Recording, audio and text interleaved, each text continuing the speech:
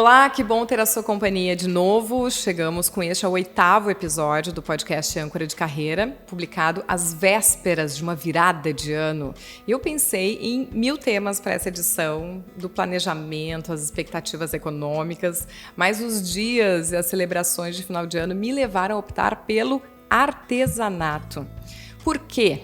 E depois vocês também comentem comigo lá no Insta, no Face, de como é que é na cidade de vocês. Mas aqui em Porto Alegre é uma época em que os bazares, as feiras se multiplicam pelos bairros. Então esse foi um dos motes. Mas também porque artesanato dialoga muito com o que eu acredito, de valorização de talentos, de expressão criativa, de produções únicas que entregam em si dedicação e tempo de qualidade de alguém. E isso eu valorizo cada vez mais. E claro, nos interessa falar aqui também do artesanato como geração de renda. Muitas mulheres, e também homens, né, por necessidade mesmo, encontraram em seus talentos também o seu sustento. Mas também é um programa de virada, então eu costurei aí o tema com mulheres que por diferentes razões e diferentes momentos fizeram viradas de carreira apoiadas no artesanato. Então tá aqui a minha amiga Luana Lima, mãe de 3 crianças lindas de 7, 2 e um que fez 1 aninho agora há pouco.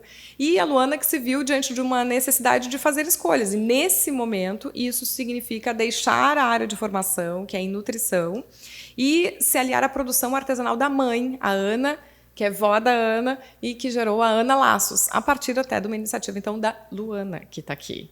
Tudo bem? Tudo bem, Sabrina. Uma alegria estar aqui participando. Falando um pouquinho desse tema, né, que a gente foi tomado, assim... foi uma surpresa para mim, principalmente, porque eu nunca me vi empreendendo, muito menos em artesanato. Né, porque eu sempre brinco que isso pula algumas gerações. Né? Minha avó era uma excelente costureira, cozinheira, e minha mãe aprendeu vendo a minha avó, e eu não aprendi porque eu nunca me interessei, assim, mas a minha mãe sempre foi muito boa nisso. Né, mas não é a profissão principal dela. Né? Minha mãe é professora do Estado e está terminando um doutorado em literatura. E esse ano a gente se viu vivendo algumas situações bem difíceis na nossa casa, assim, na minha casa, na casa dela. E a gente ficou sem saber muito o que fazer e foi através do artesanato que a gente encontrou, então, uma luz, assim, né? Então, foi um dia, ela fez um laço para minha filha, para Ana, para minha filha mais velha. E foi muito elogiado, né? Perguntaram onde tinha sido comprado. A minha mãe toda envergonhada, sou eu que faço. E eu já fui olhando aquilo assim com outros olhos, né? Porque eu não sei fazer, mas assim eu tenho um olho para outras coisas. E eu fui conversar com ela, mãe, quem sabe a gente não faz isso aí valendo? Ela, não.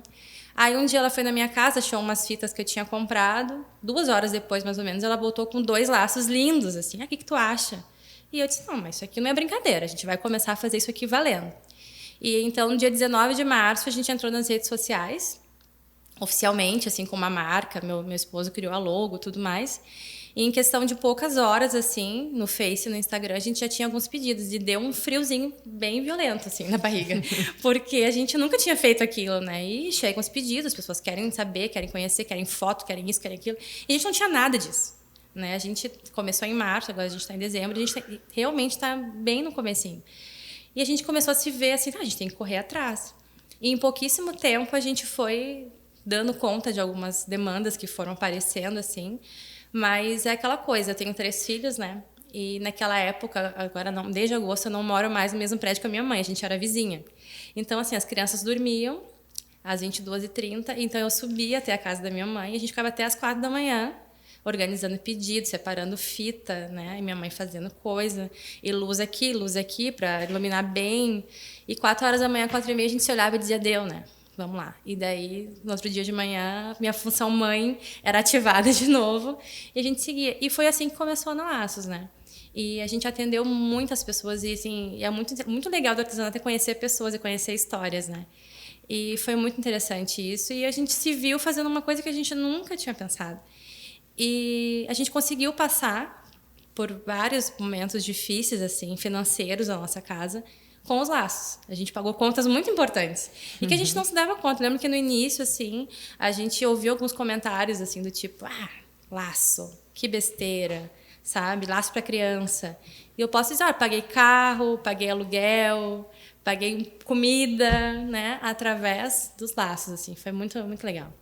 Bom, e a Luana descreveu aqui o início dela e, como você sabe, esse podcast é para falar sobre isso, sobre empreendedorismo real, né? Não é aquele glamourizado que basta acreditar. E a Luana já na primeira fala trouxe bem isso, né? Que é essa jornada que tinha ainda depois que as crianças dormem, vai, te dedica, mas que por necessidade, enfim, encontrou no artesanato esse sustento, essa geração de renda. E às vezes é no susto, mas às vezes se consegue ter um planejamento. E a gente sempre traz aqui alguém que tem uma caminhada maior, uma experiência maior para colocar luz sobre essas questões. E eu fui em busca de alguém então que fez também essa virada de carreira há mais tempo, trocou a advocacia pelo artesanato, que para algumas pessoas isso é inimaginável.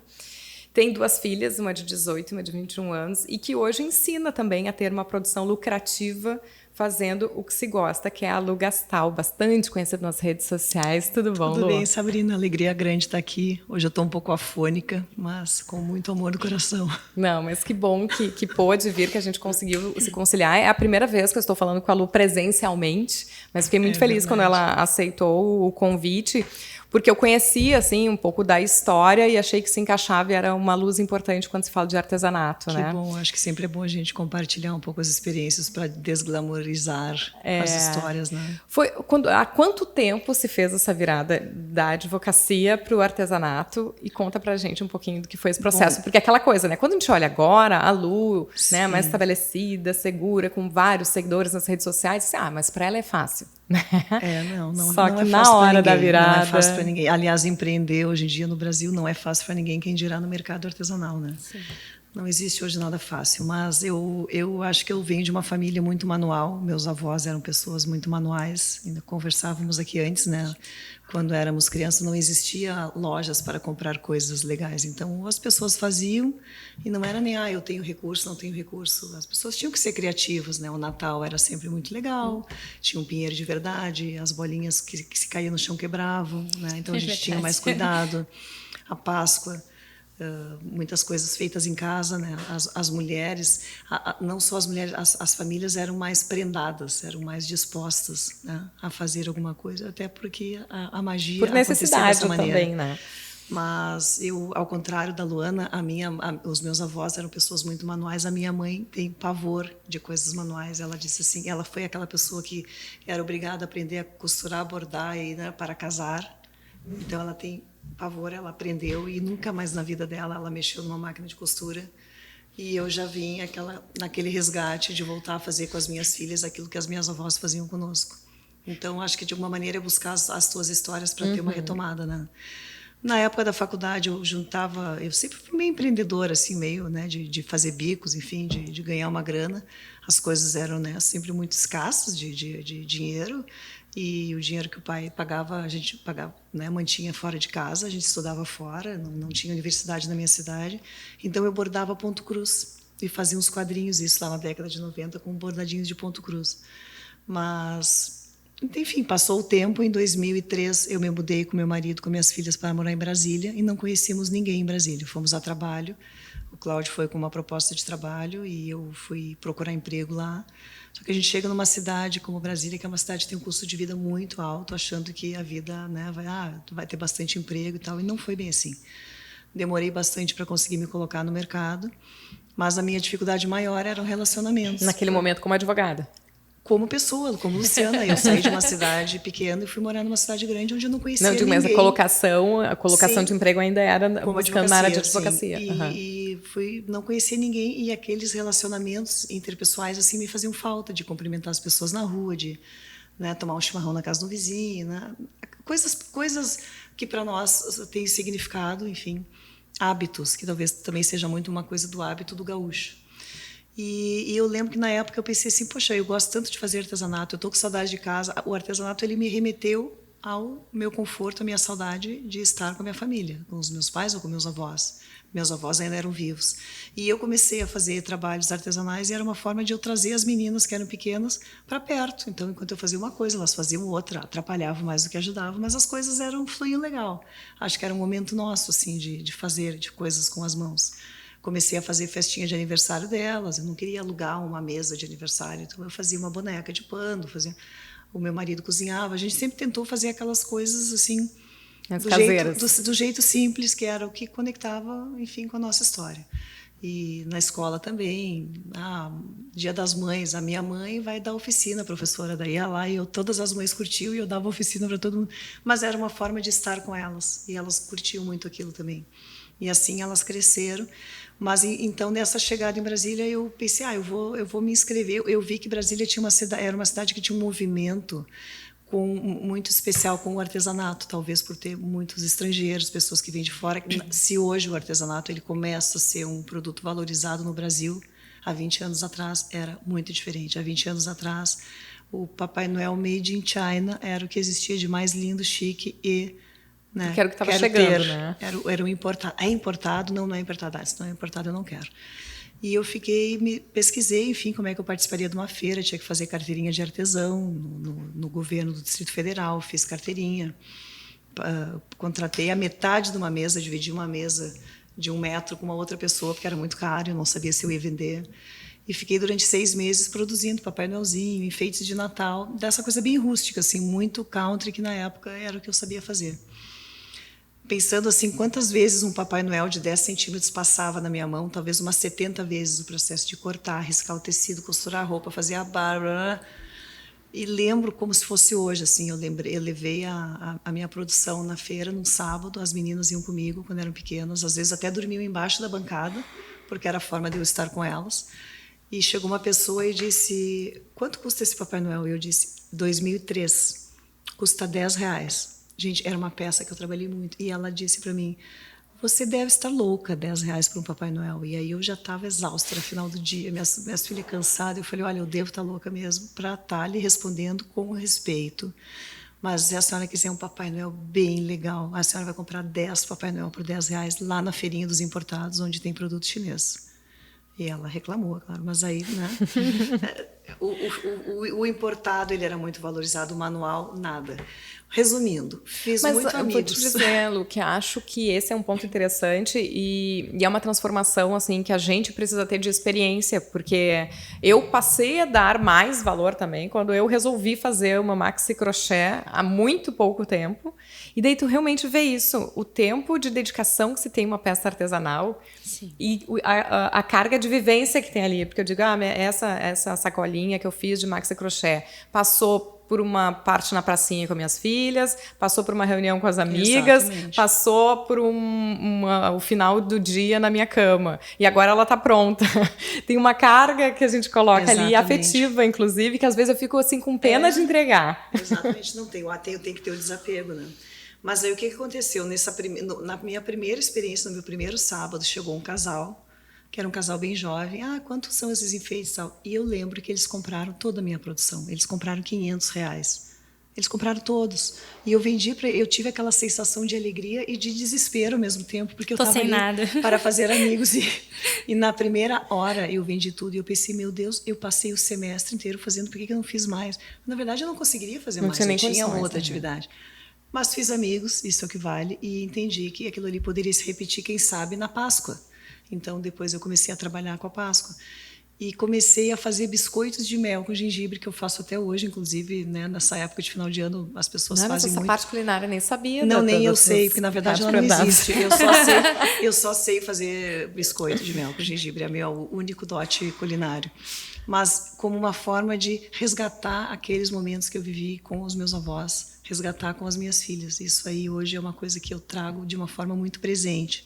Comecei a fazer biscoitos de mel e lá em Brasília era coisa assim, aquilo era um sabor de uma infância que nunca se teve, porque lá são outros hábitos. Brasília é um mini Brasil, né? Então, durante quase 5 ou 6 anos, as nossas férias de verão que nós vínhamos, eu, minhas filhas, a pessoa que morava conosco, e meu marido vinha tinha a questão de trabalho, tinha passagem aérea, mas nós não.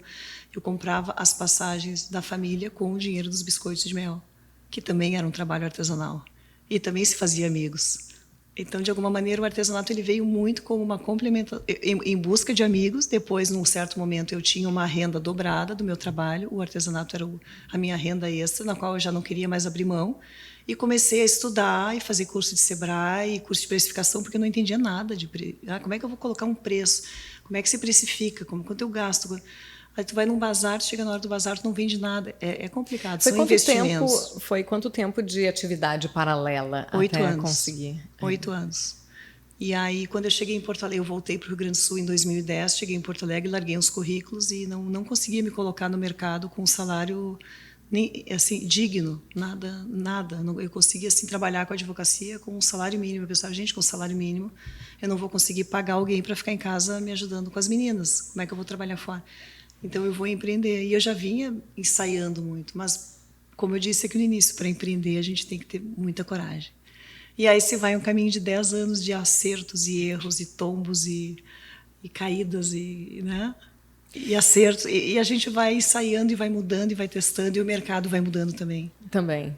Então, a gente falou aqui, porque vocês já sabem que o nosso podcast tem meia hora, mas isso significa que a gente tem uma boa conversa aqui antes de começar, enquanto vai testando os microfones, né? E sempre um fechamento. E a gente estava falando um pouco dessa questão das viradas de carreira, né? Poxa, a gente escolheu uma profissão aos 17 anos, né? Quando a Lu lá escolheu a nutrição, né? A Lu Lima. A Lu Lima da Ana Laços escolheu lá a nutrição e a Lu Gastal pela advocacia. E em dado momento, não é que as coisas tenham dado errado necessariamente, né? É assim como eu hoje, quem acompanha sabe que eu resolvi fazer uma graduação. Estou fazendo psicologia depois dos 40. Não que a minha profissão de jornalismo não tenha dado certo, deu muito certo. Mas chegou um momento que eu disse, não, mas agora eu quero fazer outra coisa e preciso investir nisso de novo um tempo. E não é fácil, né? Sempre que a gente opta por alguma coisa, a gente abre mão de outra. Mas trago as duas aqui para partilharem alguns dos seus desafios e algumas respostas que encontraram. Não sei, Lu, hoje, quando tu te coloca assim, à disposição para vender essa produção da tua mãe, né, dentro dessas questões que já colocou, qual foi o primeiro desafio, assim, o entrave que tu teve ou ainda enxerga? Olha, difícil não quero colocar as crianças como um empecilho, né? Mas é complicado na minha logística administrar as 3 crianças e ter a minha profissão e administrar a questão das vendas, né? Desde que a Aninha nasceu, que é a mais velha, em 2012, eu optei por parar um pouco de atuar como nutricionista.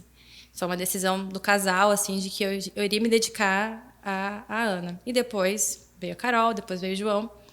E é muito bom estar com eles em casa, mas eu fico muito inquieta de estar em casa, assim, né? De ter que estar ali com eles e outras coisas se passando na minha cabeça. E com a questão dos laços eu consegui me movimentar, mas assim, é muito... A logística de dormir às 4h30 da manhã e acordar às 7 para dar mamar, né? E assim, a gente está começando, né? A Lu aqui tem um histórico, pode contar várias histórias. Nossa, a gente está assim, sempre recomeçando. A gente está nesses 10 anos que tu falou de erros e acertos. A gente está nos 10 meses. Nos 10 meses. Assim, eu estou vendo que a gente vai cair muito ainda pela frente. Mas, assim, por exemplo, eu preciso que tu me entregue 3 laços amanhã às 3 da tarde. Ah, não, com certeza. Vai estar na tua mão os 3 laços. Aí eu penso, tem a escola da Ana, tem não sei o quê. Eu preciso fazer uma logística para encaixar meus filhos, né? E os laços, e não deixar meu cliente na mão. Então... Isso ficou assim, porque a minha mãe tem que continuar o trabalho dela, né, como professora, o doutorado, e eu tive que correr para atender esses clientes e ter a minha família, ter a minha casa. Então, eu me vi um pouco sem saber como fazer isso, até eu conseguir entender que eu tinha que dar alguns nãos, né? E esses nãos poderiam ser para os meus filhos e esses nãos também poderiam ser para os clientes. Então, assim, eu fiquei um pouco... Eu falei, mãe, acho que a gente tem que frear. A gente deu um tiro, talvez, muito alto, né? A gente foi e quis abraçar o mundo atendendo os clientes e daqui a pouco eu me dei conta, não, eu ainda tenho que dar uns passinhos para trás para isso aqui tranquilamente, né? A gente conseguir, quem sabe, um dia dar essa virada de fato, mas essa logística dos filhos, assim, é que ficou um pouco... Não, sabe, eu comentava com as meninas, já falei aqui também, quando alguns homens vêm me dizer, mas por que tu bota empreendedorismo feminino e materno? Eu disse, não, é só porque a gente não omite na conversa dos negócios e do trabalho e da profissão, que a gente toma algumas decisões baseadas nos filhos, baseadas nos pais, na atenção que a gente tem que dar para nossa família, na viagem, né? Prioridades financeiras. No realocamento do marido, foi trabalhar em outro lugar, tu decidiu que ia acompanhar, foi uma decisão de família, e que isso, cada vez mais eu respeito, assim, que os acordos feitos em ambiente doméstico, a gente não tem que fazer, não tem que opinar, né? Porque as pessoas entenderam como se enquadrar, mas como assim abrir mão da sua carreira em nome do marido? Bom, porque foi uma combinação entre eles e para eles funcionou, então tá bem, né? E eu mesma, às vezes, penso que, não, dá uma freada, já conseguiu ir até aqui, né? Porque eu tenho uma filha de 4 e uma de 9. Então, não adianta eu mirar num modelo que não é o da minha fase neste momento. Às vezes, tem que parar e dizer, não, eu posso dar uma seguradinha agora para acelerar logo ali adiante. Então, essas reflexões são complexas. E eu vou pedir a tua luz aqui, Lu Gastal, porque a Lu tem feito, inclusive, cursos nesse sentido, né? De tornar esse artesanato lucrativo. Opa. E imagino que isso tenha vindo desafio. Das tuas experiências e também das questões que surgem do que tu enxerga, né? É um desafio, porque eu hoje, né, 94% das minhas redes sociais é formado por mulheres de 25 a 48 anos. E são pessoas que muitas delas empreendem e que precisam desse dinheiro. Que esse dinheiro ajuda em casa ou mantém a casa também. Eu comecei a fazer uma pesquisa, enfim, há muito tempo. Eu já tive vários modelos de negócio. Eu tive um ateliê, como eu falei para vocês, tinha venda, tinha varejo. Depois optei por não trabalhar. Hoje eu trabalho com produção de conteúdo. Mas a ideia desse programa, eu chamo Bonecas Lucrativas. Eu gosto muito de fazer bonecas, mas a verdade não é eu fazer costurar bonecas. Eu gosto de contar histórias através das bonecas. Cada boneca que eu entrego a uma encomenda, na verdade, ela conta uma menina que está guardada dentro daquele corpo, daquele coração que me encomendou, que tem uma criança guardada ali. Que muitas vezes, por exemplo, tinha uma Luciana trabalhando com advocacia, mas dentro dela tinha uma menina muito manual que estava esquecida. Então, o meu trabalho hoje com as bonecas de pano é muito mais de, né, trabalhar com as histórias e suscitar... Até terapêutico. Essas histórias, de alguma maneira, uma arte-terapia, sim.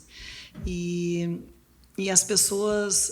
E é muito interessante porque os próprios artesãos falam porque tem que valorizar o trabalho, que tem que valorizar o trabalho. Vocês não têm ideia o que eu recebo, às vezes, no direct, de pessoas que trabalham com artesanato e que dizem, olha só, o teu conteúdo está muito lucrativo, mas está pouco criativo. Mas vamos falar, não podemos aliar a criatividade com a lucratividade. Como assim? As pessoas têm vergonha de trabalhar, de ganhar dinheiro, de dizer o trabalho, para ser trabalho, ele tem que ter lucro. Senão, tu faz um hobby. O meu trabalho, eu pago as minhas contas com o meu trabalho. Então, por que não vender o artesanato e tirar um lucro desse trabalho? No momento, outro dia, alguém me comentou, agora o Estado do Rio Grande do Sul, a gente estava falando da questão dos salários atrasados, de um contexto aí de 50 anos de gestão, que não é atual, enfim, manifestações e tal, e uma pessoa me dizia, sai da tua bolha, tu veio falar tu vai ficar aí trabalhando com as tuas bonequinhas lucrativas, enquanto o Rio Grande do Sul... Eu falei, sim, são as minhas bonecas lucrativas. As que pagam as minhas contas. Que estão pagando, ajudando as contas em casa, porque, inclusive, o meu marido é funcionário e está com o salário 3 meses atrasado, e é assim que a gente está vivendo. Então, se eu quero que o meu trabalho seja respeitado, se eu não respeitar, ninguém vai respeitar. O que nós temos hoje? Assim, eu viajo o Brasil inteiro, converso com artesãos do Brasil inteiro e pelas redes sociais também. Eu posso produzir o trabalho mais lindo do mundo. Como a Luana falou, a mãe dela é uma excelente artesã, mas não é uma comerciante. E a Luana não é artesã, mas é comerciante. Então, vamos buscar qual é o teu ponto forte, qual é o teu ponto fraco, e vamos, né, compartilhar e dividir com pessoas que a gente possa somar essa força. Né? No momento em que uma pessoa disser, eu posso fazer o trabalho mais lindo, e eu vou chegar e vou dizer, Sabrina, olha só, eu fiz esse colar, tu pode me ajudar e comprar a minha arte? Aí tu vai dizer, eu vou te ajudar. No momento que tu disser para mim, eu vou te ajudar, pronto, acabou. Eu estou te pedindo uma esmola, e não é uma esmola, é o meu trabalho. Eu dediquei meu tempo, eu dediquei a minha matéria-prima, eu dediquei a minha energia. Então, o próprio artesão, enquanto ele não entender que o artesanato é uma fonte de renda, as coisas não vão... Claro que são movimentos lentos. A gente vai para a Europa, vai nos Estados Unidos, qualquer pessoa, qualquer profissional é profissional.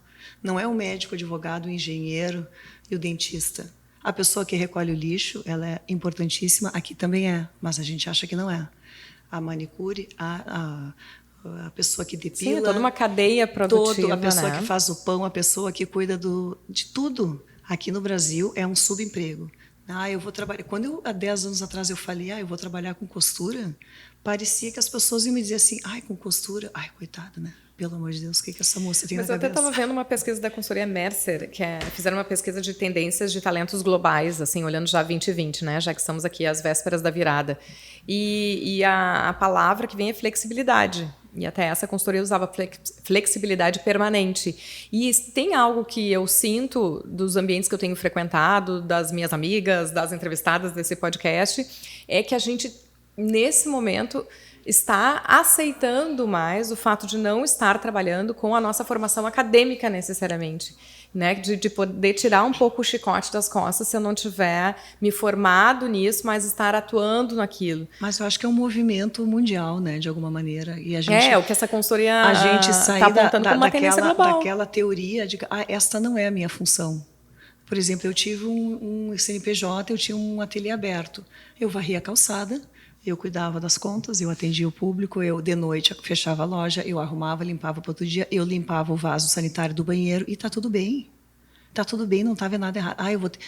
Se eu tivesse que contratar uma pessoa para limpar o banheiro, para varrer a calçada, para fazer, eu não teria condições de ter aquele negócio. Eu acho que, né, por que não unir as habilidades que a gente tem? A economia, ela já acontece aí, no momento que tu deixa de gastar. E não é feio limpar um banheiro, não é feio varrer uma calçada, não é feio. Tudo faz parte do contexto, né? A gente tem que, de alguma maneira, gerir aquele E talvez negócio. as pessoas descrevem os brasileiros muito como um povo criativo. E talvez venha disso mesmo, as nossas necessidades. A gente tem que rebolar para viver, né? Mas ainda temos muita vergonha de fazer determinadas atividades. Sim, eu acho que tem uma questão de um status e às vezes até da cobrança mesmo, seja dos pais, né? Eu investi para que tu fosse tal profissional. Há um tempo atrás, eu estava entrevistando numa emissora de rádio uma blogueira que se formou em Direito, mas os pais investiram para que ela fosse juíza, assim, fez todos os cursos que ela seria juíza. E daí e ela quis investir assim como blogueira. E até que ela conseguiu, assim, em termos de renda, um valor que era compatível, assim, e dela, agora eu vou mostrar para vocês o quanto eu tô ganhando, para ver se vocês me deixam, assim, né? É isso que eu quero fazer. Aí é a questão dos pais quererem resolver a frustração da profissão deles em cima da profissão dos filhos mas também, eu acho que são várias pessoas para quem a gente acaba respondendo, né? De querer agradar os pais, de querer agradar a nossa família, de querer agradar os nossos filhos, os nossos pares, e a gente tem que se resolver com isso também, Quem sabe nessa né? entrada de ano a gente não pensa em agradar a nós mesmos, né? Eu acho que seria importante a gente olhar para a gente mesmo. Hoje tu tem Lugastal, né? Deixa eu só sempre posicionar com quem que eu tô falando. Lugastal, hoje tu tem um CNPJ. Eu tenho há 10 anos já um CNPJ, que é onde eu faço minhas prestações. Eu produzo conteúdo para algumas revistas, enfim, empresas, e faço oficinas também. Então, hoje em dia, eu não consigo mais separar um CPF de um CNPJ, né? A Lugastal é uma só. Até porque as coisas, de alguma maneira, elas acabam se misturando, tu acaba, né, trazendo um pouco a tua família. Foi quase uma segunda virada, assim, porque é da advogada para artesã e da artesã para produção de conteúdo. As mudanças, né, que a gente estava conversando no início. Eu acho que o mercado vai mudando, as pessoas vão consumindo diferente, a gente vai se adaptando. E para quem está começando, o que tu diria, assim, para mim? Né, para mim. Para a Luana, aqui, que está na tua frente. Além dessa questão que tu colocou, né, de não ter vergonha do todos seu estamos produto. começando todos os dias, a gente recomeça, né, Luana? Que cuidado a questão para ser lucrativo. Eu recomeço todos os dias também. Eu acho que para ser lucrativo a gente tem que pensar em aproveitar o que a gente tem, o material que a gente tem, assim, tipo, uma coisa muito comum artesãos. Eu trabalho num programa de televisão que chama É de Casa. Eu trabalho com artesanato.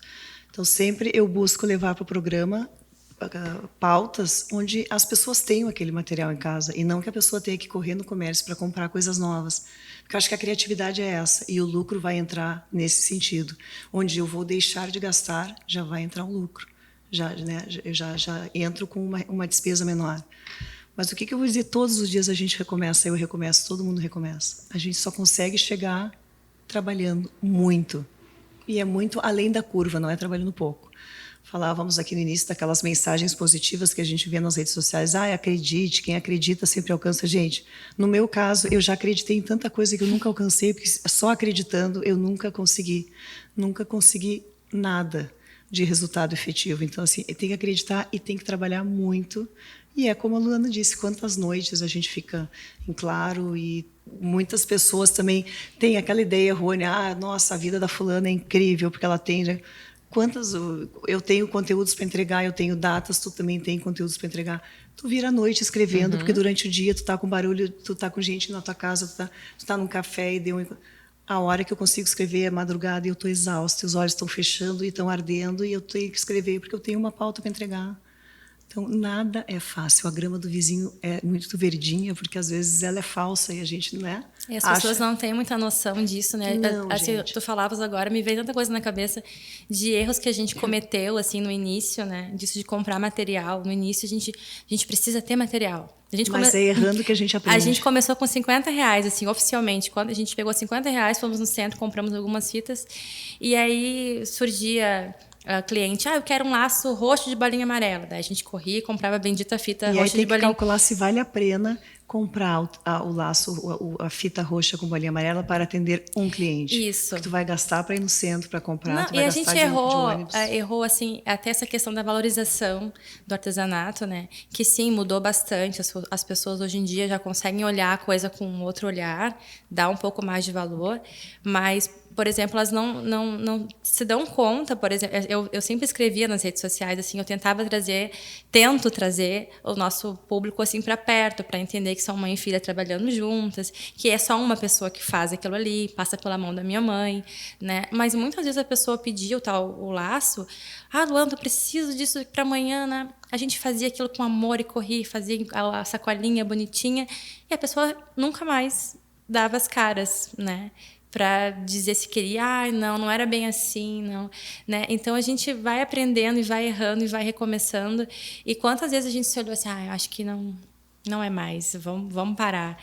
E não, vamos continuar de novo, né? Como tu falava assim, cada vez é um recomeço, cada vez a gente se olhar e tentar fazer melhor e aprendendo. Eu né? acho que uma ideia assim bem importante para quem está começando, para quem está seguindo, ou para todos nós, primeiro, é abrir as gavetas e ver o que temos dentro. Literalmente as gavetas físicas, o que temos de material e o que temos nas gavetas do coração.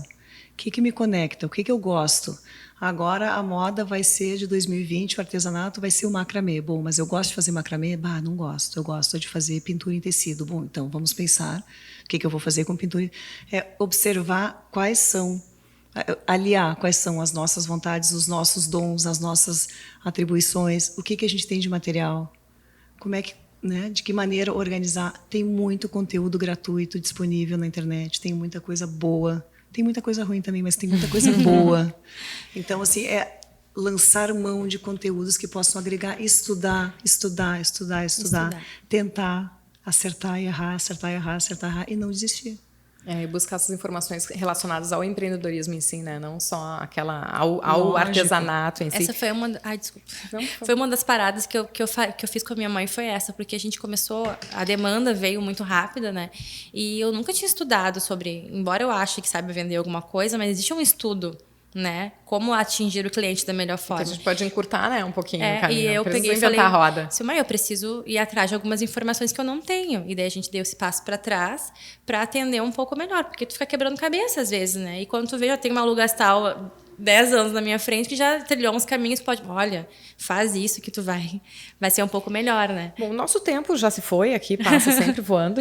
Eu só vou pedir uma frasezinha para você sobre participação em bazar. Chegaste já a participar de bazar? A gente ainda não se inscreveu, justamente por essa história que tu contaste antes, assim, de... Então, Lu, nos conta um pouco como é que é. Como é que é? Bazar. Vale a pena? Como é que a gente consegue ter uma ideia de quando vale? Tudo vale a pena, porque são experiências, para o bem ou para o mal. Bazar é uma roleta russa, a gente nunca sabe o que vai acontecer.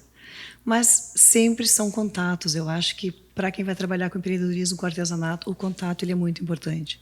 Então, às vezes eu vou no bazar com uma expectativa de vender 100, vendo 10, volto frustrado, e na semana seguinte, se eu me preparei para o bazar, se eu encantei o público, a pessoa pegou meu cartão, pegou meu contato, ela pode me fazer uma encomenda, e aí as coisas valem muito a pena. Então, a gente tem que pensar adiante, né? No imediatismo não funciona, hoje em dia não funciona.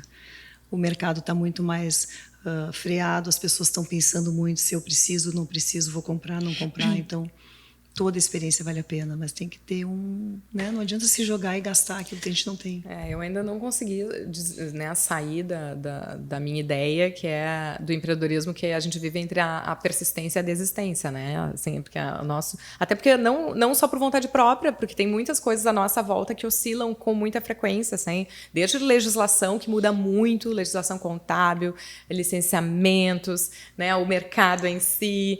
A questão, às vezes, da multiplicação do bazar, que bacana, mas também dilui o público de compra. Então, são coisas que a gente está falando mais aqui da realidade que temos visto em Porto Alegre, mas vocês têm as de vocês aí nas suas cidades e nos contem como anda por aí também.